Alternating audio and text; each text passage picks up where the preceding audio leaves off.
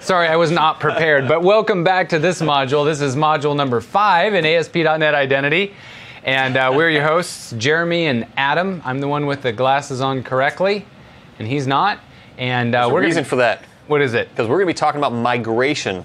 Okay, so getting your identity from... Migrating from something else to the right place. To identity. That's See? Cool. That's cool. If you can't have an icon, you got to do it with things that nobody understands. It's a dynamic. It's a live icon. That's what it is. It's a lycon. That's right. All right.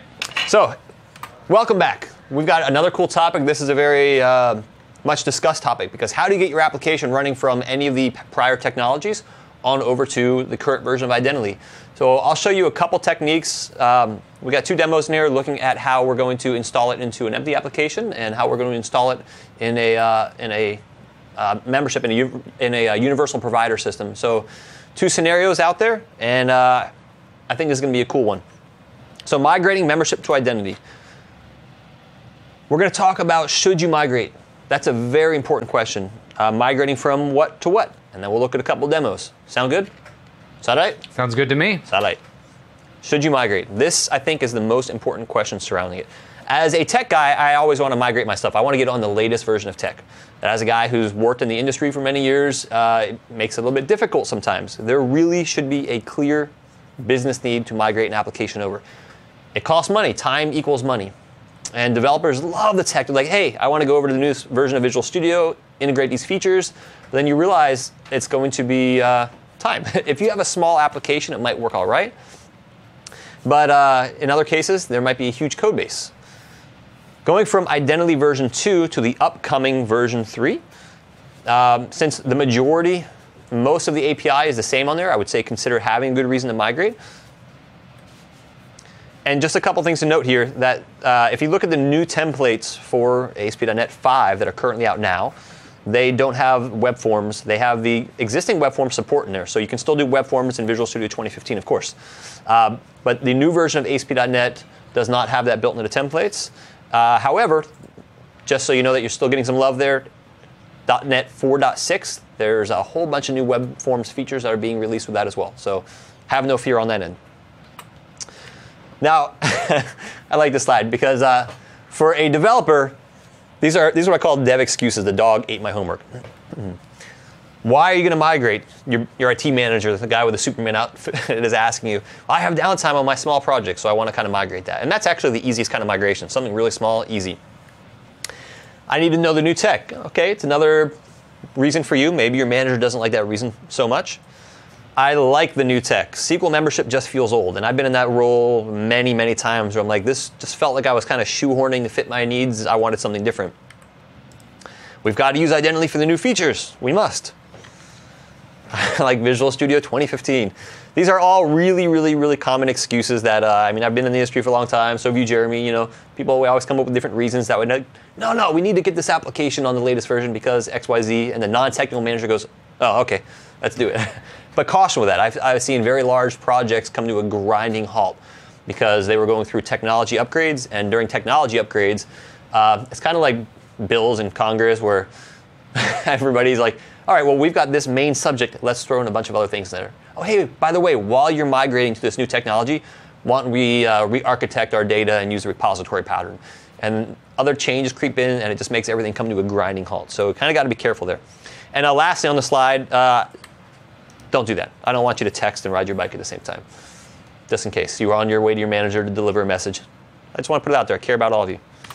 All right, migrating from no identity, so no glasses, to identity v2. v2 is the current version of identity. The version that will be coming out in the future with ASP.NET 5 is v3. So this is going to assume that you have a Visual Studio 2012 or 2013 project, a project that does not have identity installed in there. What you need to do is install the NuGet packages. Remember I mentioned that as of ASP.NET Identity v1, the NuGet packages were released at the time of Visual Studio 2013, so you just install the NuGet packages. And create a sample template, and you diff your project. Sounds really basic. It is actually pretty basic. A little bit more advanced scenario, going from a universal provider to Identity v2. I talked in the history slide about the universal providers. The universal providers were created because the initial membership did a lot of maintenance tasks on the back end. So it had to go and check for expired this, expired that. It had all these extra SQL tasks that would run as these little agents.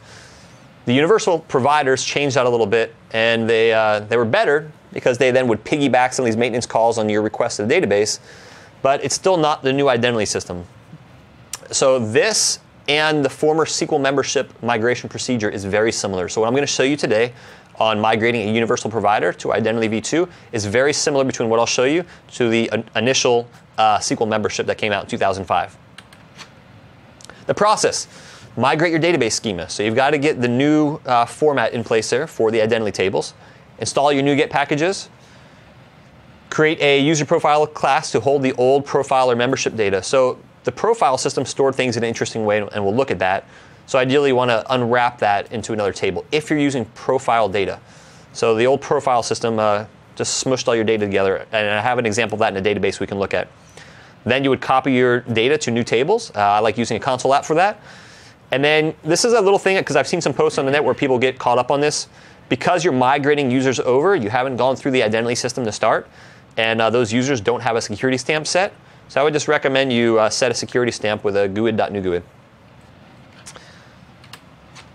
Simple membership. Simple membership came about just a couple years ago, well, to MVC that sourced with our web pages technology.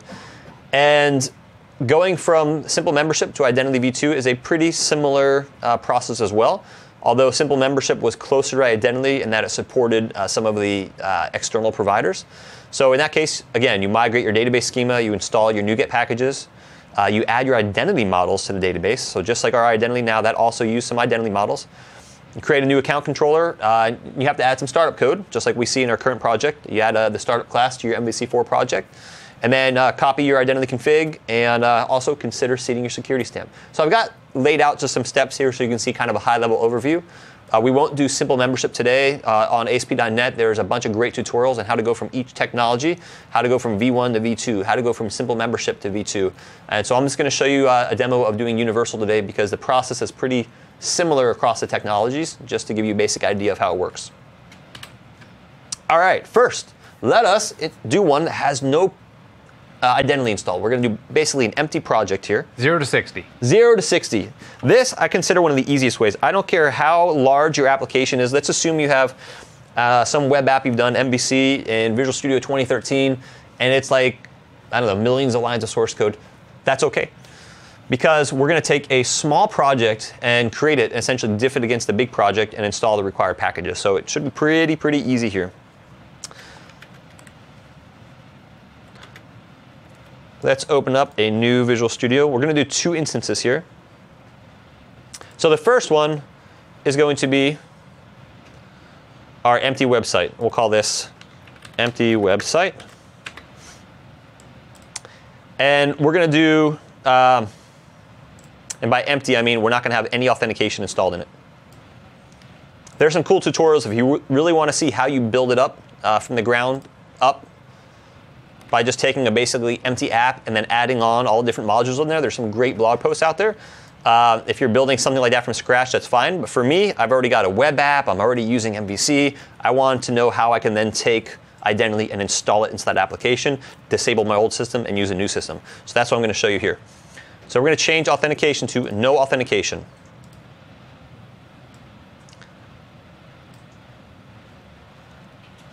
So that was the empty website. Now we're going to open one up. And we're going to do this one. New project. And we're going to call this basic identity. MVC. And this is already set for individual user accounts, which is what I want to eventually get the other one to. Okay, so we've got 2 projects here. Basic identity and an empty website. One has authentication with it, one does not. So let's go ahead and run basic identity.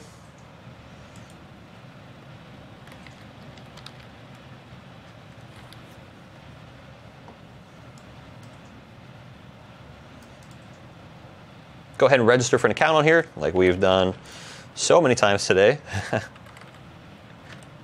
There goes that F1 key again. Curse you.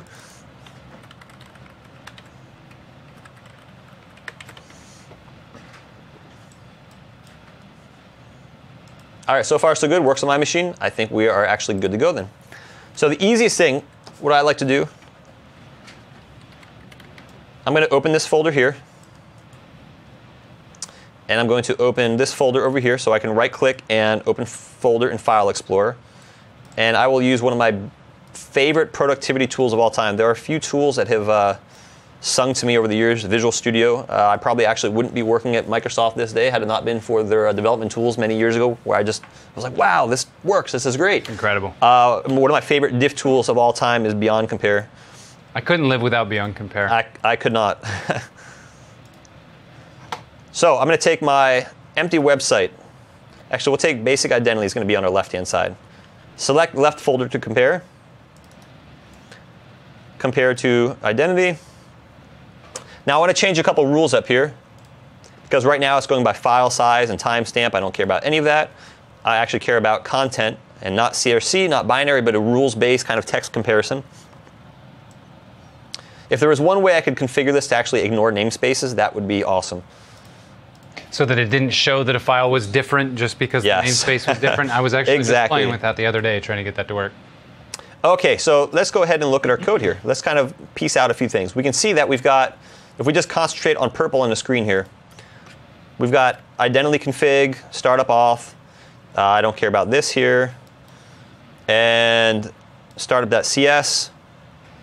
And I've got some stuff in these folders here. So if I look in my controller folder, I've got account and manage. That makes sense. That's the classes we looked at before for logging in and managing your user data.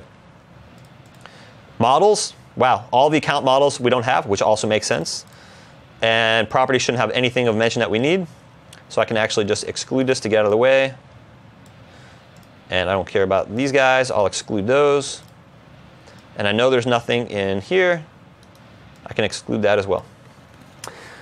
All right, so we're left with some stuff here. And if I look at a lot of these files are going to be just as Jeremy said. It's just basically a namespace difference. See that? If I look, I can see up here in the upper left-hand corner, there are no differences in the file, but that one little one at the top there. So I can ignore those, and I know the same is with filter config.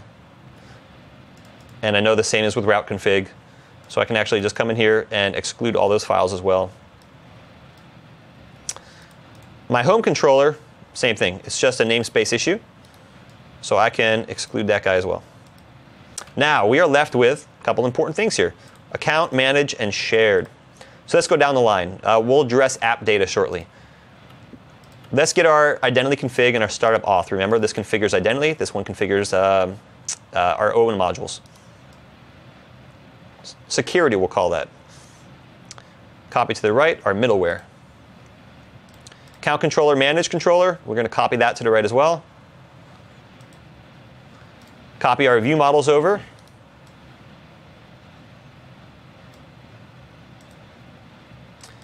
Our account is completely missing, so we just copy that folder over as well. That's needed. And of course, if we want the user to be able to manage their account, we copy that over as well. Oops. Copy to right. All right, now we're getting down to just a couple things left here. Our layout exists in both. Let's see what this is. This is akin to our master page in web forms. Layout.cs HTML actually has built-in support for a little a login partial view here. So just a little piece of that little area on the screen where the user actually does the login. Yep, just a little bit of area where it shows the login. So you might not want to, I mean, in this case, we might want to just copy that directly over, but in your app, you might be moving this strategically to a certain point. Yep, so in this case, this is the only change. I could copy this file over, but just to show you, I can just copy that line over to the right. Save. I've migrated SQL scripts with here. We used to have a FTP deployment through our dev to QA to production environments. And I would use this tool to compare to make sure that our devs match QA after release, match prod. I mean, it was such a great tool. It actually does three-way comparisons as well, so that works for three environments. Cool. Yeah. Okay, login partial, that doesn't exist. Copy to the right. That contains our little login and password text box. And we see our error page is handled slightly differently here. And so we're going to copy this one over, use that. We have a lockout. Of course, that's related to an account. And our web config, we're going to get back to web config. And actually, in this views folder, I don't care about anything here. That's just a namespace issue. This one can be excluded. But our main web config, oopsie, It should be up in your filters on the top right. You can go edit that manually. Exclude files. So erase that. There you go. There we go. And just exclude just this one, only in this folder. That's what we want. And we'll see we have entity framework connection string that's here. And we have a couple other things that entity framework has added down here. These ones here is just the order of our NuGet packages. I'm sorry, of our bindings in here that don't matter. And since we're using authentication here, we can see that it's saying, hey, remove our forms authentication module if it happens to be there. Even though we're using MVC, because of how web configs work and applications configured in IIS, you can actually get inheritance that goes down the line for parent and child applications. So we're saying, hey, by the way, if that's here, go ahead and move that, remove it. So we're going to keep this open. We're going to get back to this in a second here. Let's go back to our what used to be our empty website. And our files aren't included, right? So we need to show all of our files. And this gives you a real easy view. We can come in here. Oops, wrong key.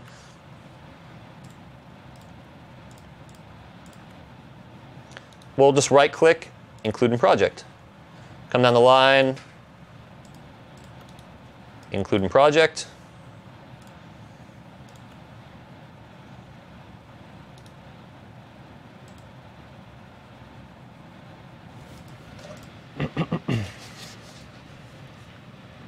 OK. We need our startup.c#. I saw that was missing too. Include that as well. And then what we're going to have to do in this is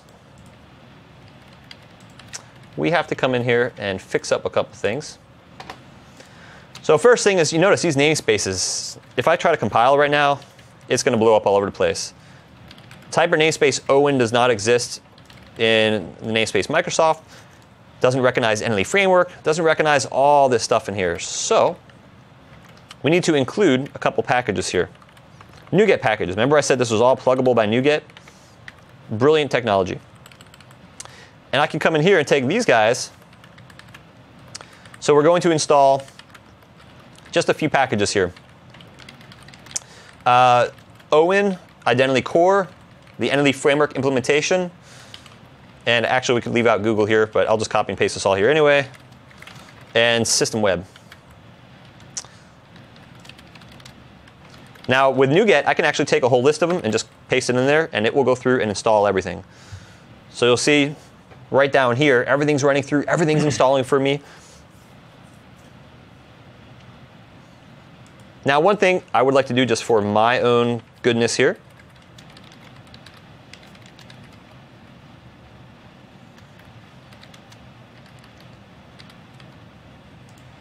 And we've got one last one we've got to hit enter on. All right, let me compile. Succeeded. Perfect. However, notice I've got some problems with my namespaces here. So ideally, you'll want to correct these. And the easiest way to do this one is called, the one that we copied in was basic identity. So I can just say replace basic identity. I'll find the whole word. And I want to replace that with empty website, just so my namespaces match my application and I don't have kind of this copy-paste error here. 29 occurrences replaced. Compile. There we go. All right. Let's go ahead and let's run this. Now notice we don't have anything configured here for a connection string. So we can go ahead and I think everything else here let's run this. I'll show you. Empty website running. We go over here. Let's go register. I'm just going to say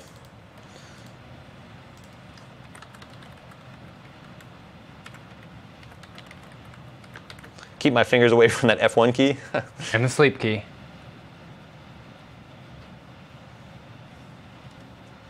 Waiting, waiting, waiting. Now, clearly, something is kind of going on here, right?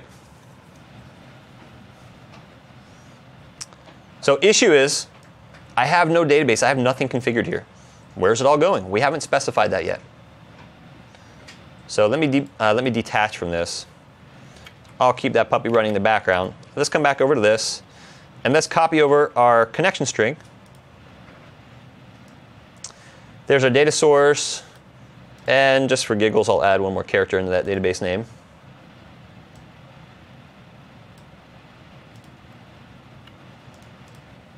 Just so we have something different. And there we go. So a network-related or instance-specific error occurred. Specified local DB instance does not exist. All right, let's try this again here.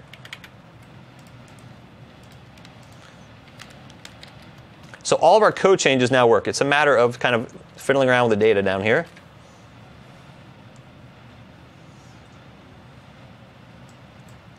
But as it stands now, outside of the data access, my application is essentially fully migrated, so to say.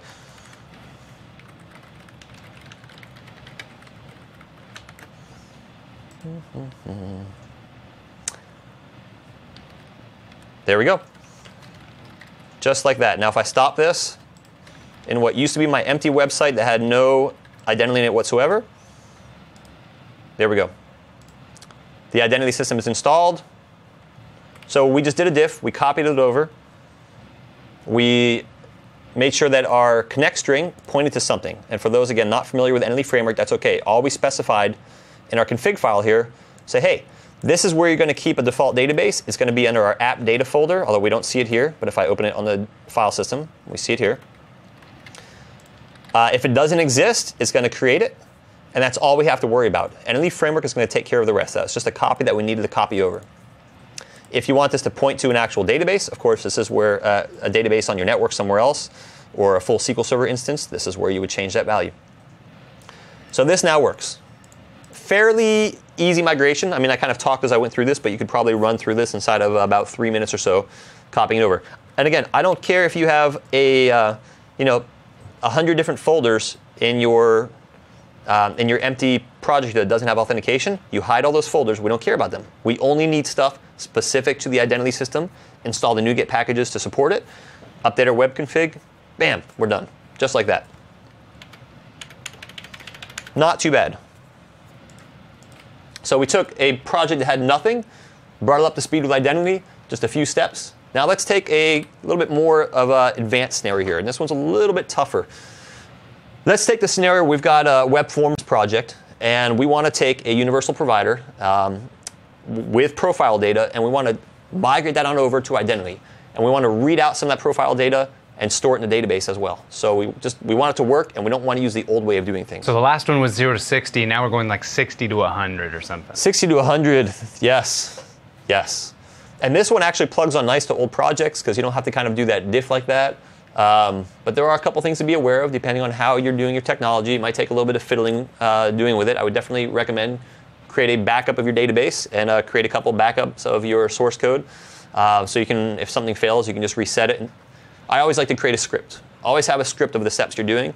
Work through your, make a copy of your source code, make a copy of your database, work through your script. If you hit a snag, start all the way over again, correct your step, work further, start all the way over again. That way you know that that's going to work when you finally go and do it for real, ideally. Ideally. OK, so let's look at a web forms universal provider migration here. And I will close out my empty website that is now full of life and get rid of basic identity. OK, so I'll talk about this project here. This is a web forms project. And in this web forms project, we are doing forms authentication, /account/login.aspx. And The one thing that's been modified here is this has a custom profile provider here.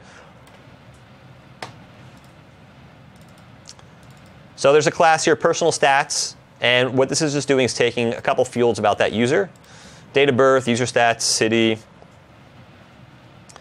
and it's going to store those in the profile. So remember, profile, or if you didn't know, profile in SQL membership and beyond was a very interesting beast on how to store data here. So that user has some data stored with them. This is the old system. And notice, there's none of the new tables in here. And if we look at the property names that it understands, there's a table here. It says, I recognize something called profile info, and here's the property value. Let's copy this out and paste it into Notepad. And you see what it does? It's serialized that class, and it's storing that out as XML in there.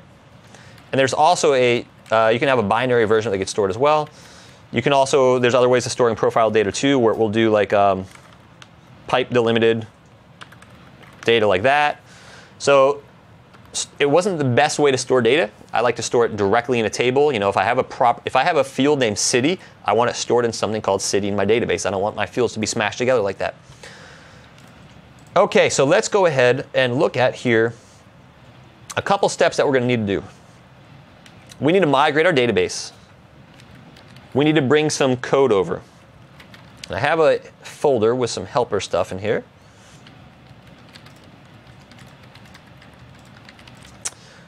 So we need to bring in the stuff from identity into this project, right? Because we know that there's some specific stuff that identity is going to look at, and we need to manage identity. We're going to have some models that we have to bring in.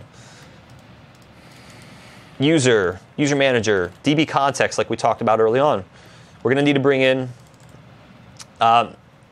this case, web forms pages to manage that user's identity, to be able to log in, to register, manage roles. So we're going to have to bring these over to our project, as well as this schema that's in this project doesn't match at all what we're going to be doing in identity. So let's go through the steps here. There's a script you can find out on that. Again, I'm going to publish this entire package. We have a bunch of really good tutorials out there. The current tutorial out there, I think, deals with V1 and membership. So this deals with V2, getting your universal provider all up to V2. And everything that I have here should just work. So we're going to copy this migration script out because we need to be able to take this data and bring it on over. So I'm going to open up a connection, a new query to this database, and paste in my migration script here. This just does some checks saying, hey, if your roles, if your tables already exist, we're going to drop them. So just review the script. If you happen to have some identity tables here, it will get rid of them by design. I just want to start fresh from this. Always review the SQL scripts you run against your database. Come down the lines. This is all of our SQL stuff here. That looks good. And then there's some insert statements where it's selecting from our existing tables and inserting them into the new tables. So these scripts should take care of most of that for you. This one's kind of easy. When we want to query our roles, the role format was fairly similar. If we want to insert into our new ASP.NET Roles table, we just select role ID and role name. A couple different fields. The old ones had application ID on there and a role description. The new system just has an ID and a name with it. OK, let's go ahead and run the script. Scroll down. All looks good. No red text on there, no red font. That's a good sign to me so far. Now, what we've got to do is bring in some classes here. So this was the personal stats table class that we talked about. We have a copy profile data application here. This is a console app, and this is going to migrate some of the data for us. It's going to read that profile data and copy it over to Entity Framework. And so we'll walk through that in 1 second. Let's get the other stuff in place that we need. So recall that we need something to bootstrap the middleware, and that was this startup class here. So we need to bring our startup class into our project. Let's check that guy out. There we go. So this is kind of our bootstrapper class. This says, hey, we don't know what this is. Oh, fair enough. Let's bring that in now. That's our startup auth. And remember, all of our startup code here that's specific like that should go into right here. And then let's go ahead and take these packages here, these two folders, I should say, identity account and identity models, and bring them over here. And again, let's look through those. We have our DB context. This is our entity framework class. We have application, role, user, and then some of the legacy ones here.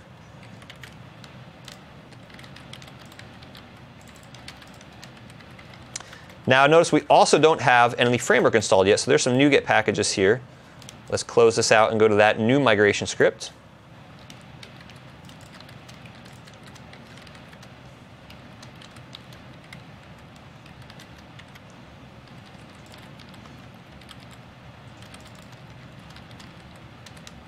And these are the NuGet packages we need right here. Similar to what we had before, I'm installing some extra ones here, so I'm doing Facebook, Google, Microsoft, and Twitter. Those are kind of some of the standard ones you get in a template. So I'm just going to install them as well, so we're in the same position as we are in a default template. Package Manager Console, and again, we can take our NuGet packages and paste them all in. Now we want to make sure we're targeting the correct application here. I've done this many times where I've been doing something in the Package Manager Console, and I was all in the wrong application, and I installed packages. Yeah. So you have to be careful here. So I'm going to make sure I'm in my Web Forms project. That's good. And I'm going to take all those, paste that in, and we give it 1 second to install everything on here and finish.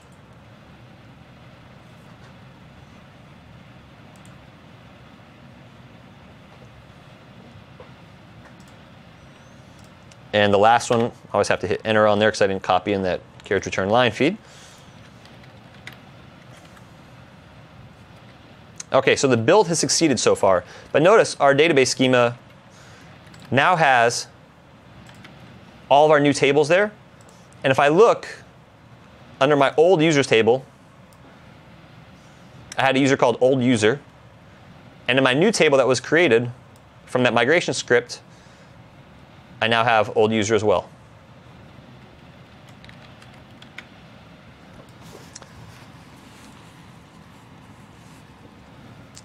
Old user is the username, and we actually have old user at AOL.com is old user's email address. I love it.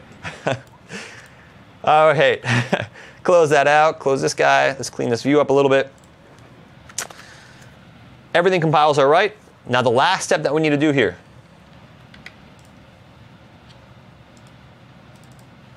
This guy, copy profile data. Let's walk through this a little bit.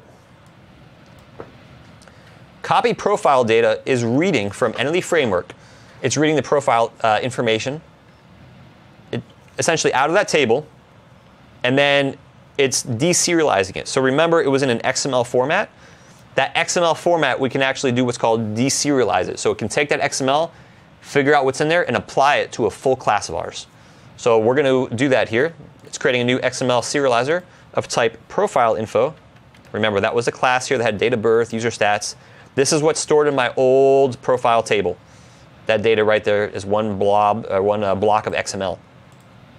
So we're going to create a serializer, and we're going to deserialize that XML data we're reading from the profile table into that class, and then we're just going to assign it to user.profile. Now there is one step that we have to do here. So let's go one step back though. Here's my user class. Remember, identity user we talked about a bunch. This is the essentially the entity framework class that is going to write out our user stuff. So we're inheriting from identity user for our user class, and on this user class, we have some profile stuff on there. So let's go ahead and migrate this data here. Why is that profile stuff an object as opposed to just a set of fields? Just made it easier in this case, just to grab that block out of there, because we can just, the assumption was with our custom profiler provider in our old Web Forms app, that we were essentially using that to just take this. So let me go to this class here.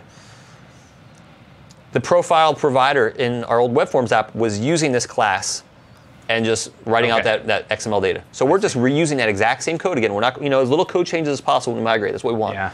So we're just going to use that same class and use it to our advantage, where we can just take it, deserialize it, and now add it to as a property to our user table. Great. And we can see on our ASP.NET users, you can see profile underscore, date of birth, user stats, weight. We can see all those fields here. Now, this is not going to work right now because it's looking at just what database. These are two separate databases. Two separate applications, I should say. This one doesn't have an app underscore data folder. We have to tell it where to find this guy's database. And so that's pretty easy. We're just going to come in here and open the folder. And here's a trick I love in Windows. I'm going to highlight my MDF. So this is my database file. That's my log file. I'm going to highlight my database file. Control C. You guys know if we go to any text field, we can paste in the actual file as a path. So if you knew that, cool. If you didn't know that, well, hopefully that's a cool trick for you. We can copy a file and paste its path. And that's exactly what I need to do here. I'm going to take off the quotes off it, though, because I don't need those. So I need to tell this app, our web forms app, I'm sorry, our console app here, where to find it. And we look in its config file.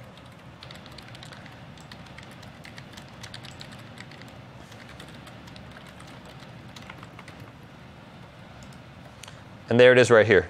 So it's pointing to some other path, some other test sample that I was doing. So what I need to do is paste in this new path. The file name you're going to attach to is the path of the MDF file in my app data folder. That is it. Save that. Jeremy, I think we're good to go. I'm going to set this as my default project. And let's build everything. Build succeeded. So both of my projects succeeded. Now there's something interesting that my copy profile data is doing, is it's actually looking into my web app for those objects. That's how it knows about this DB context. It's using all the stuff I've defined in here to its advantage. Again, as little code changes as possible. We don't need to write custom code classes over here. We're saying, look in our web application, grab its DB context, which deals with the database. And by the way, grab the profiles table. And we're going to work with that directly. We're going to get the data out of there and just write it onto the user account. So query our profile table, get our XML, create our object, and write it right out to the user, save change to the database. So let's run this, and this should work just fine. Fingers crossed. Demo gremlins have been pretty good today so far. Let's see what happens.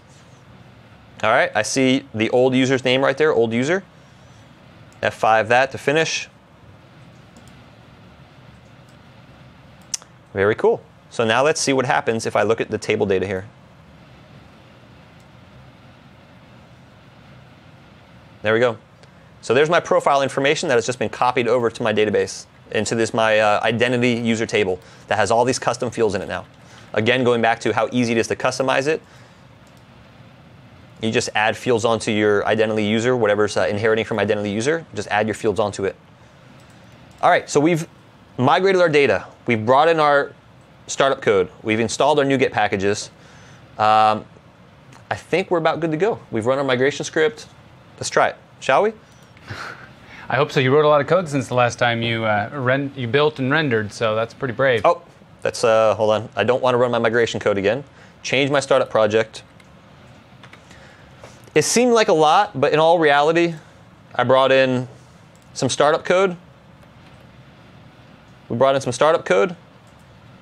That was already there, and I brought in that and that. And that was the gist of it. So not too much on the code change size. The migration script is already written, so that should typically just work. All right, I've got my default project specified. Let's go ahead and do this. Oops. F5 and 5.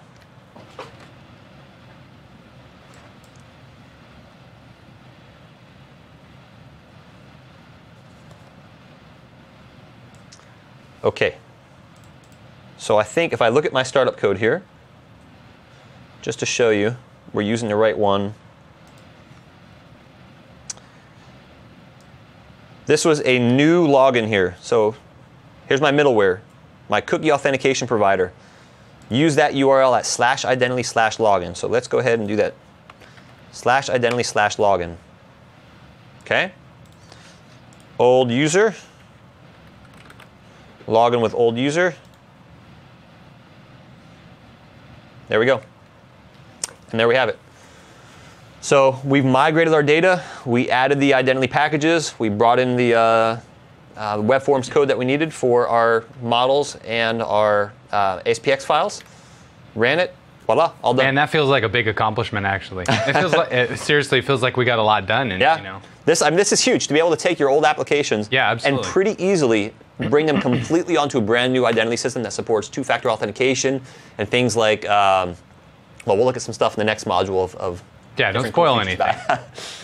What about multi-step? Are there any multi-step processes where, as opposed to just kind of doing this all ideally and then hitting go and letting your users log into the new one, what about migrating the users in waves or slowly in stages? Have you done any migrations like that? Is it necessary to utilize a subset of your users, get them over on a new system, and then slowly deprecate your old identity system? So you could do that a couple different ways. If you're going to have both of them active at the same time, you have one set of users. They don't know anything's happened. They keep chugging along the application. You do all of this, and then you basically point the new users at your new login URL. And it's up to you on how many records you migrate over. You may have already migrated everybody over just to see if it works. Yeah. That's okay. The new users aren't using the login URL. If they happen to change their password over there, then as a last step before you go live, you'd probably want to take the password hash from over there and copy it over to the new tables. Yeah. Or any other profile information you might need, because they might change your profile. In a system like that, where we have multiple different profile information users can change at various times, I would probably do the entire wave at first as a test, just to make sure all the data comes over and my scripts work okay. Yeah. But then you're going to need to refresh it at some point, because then that user is going to start changing their profile. Or they absolutely. And so in that case, what I would do is I would take, in this little copy profile data class here, I would change it up to look at when the users maybe last logged in, and anybody maybe before that migration date, we don't touch because we know their data is the same. Anybody after that migration date, we just pull in their new data again. All right. So pretty easy. Not too bad. All good? Yep, I like it. All right. So what's the next module? Next module is going to be identity best practices. Excellent. Some cool little things you can do. Just, Excellent. A couple of random tidbits that'll help you out in your applications and help round it out, make it a little more feature-filled. I think it's going to be pretty awesome. All right. It's been nice chatting with you guys on our chat and on Twitter lately. We've been Twitter too. All right. Twitter action as well. So that's been fun. We'll see you all in 10 minutes. See you shortly.